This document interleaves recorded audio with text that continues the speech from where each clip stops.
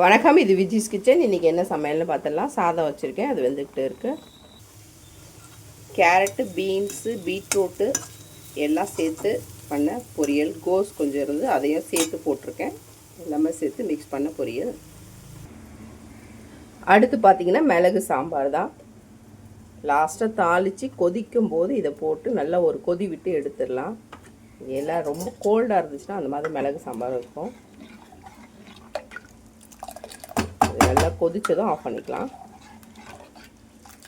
எப்போதும் போல் தான் எல்லாம் பருப்பு போட்டு வெங்காயம், தக்காளி, பூண்டு, பெருங்காயம், மிளகாத்தூள் எல்லாம் போட்டு மொத்தமாக வேக வச்சு கடைஞ்சி தாளிச்சிட்டு நல்லா இறக்கி ஒரு தாளித்த பிறகு ஒரு ஸ்பூன் மிளகுத்தூளை போட்டு இறக்கிடலாம். நல்லா சூப்பராக இருக்கும் மிளகு சாம்பார். மிளகு சாம்பாருக்கு உருளைக்கிழங்கு பொடி மாசுனா சூப்பராக இருக்கும். டப்பாவில் ஊற்றிக்கிறேன்.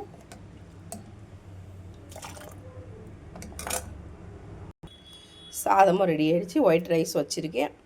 கொஞ்சம் போல் ஃப்ரூட்ஸும் இந்த காணும் வேக வச்சு வச்சுருக்கேன். இது வந்து ஒரு 11 மணி போல் சாப்பிடுவாங்க. காலையில் சும்மா 2 இட்லி ஒரு தோசை அப்படி தான் சாப்பிட்டு போவாங்க.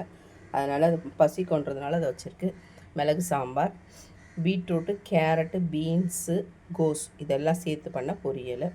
இது கொஞ்சம் சாம்பார் இட்லி சாப்பிட்றதுக்காக எடுத்து வச்சுருக்கு. மிளகு போடுறதுக்கு முன்னாடி கொஞ்சம் எடுத்துட்டேன்.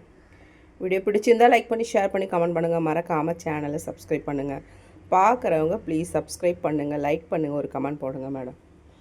பிடிச்சிருந்தால் லைக் பண்ணுங்கள். வணக்கம்.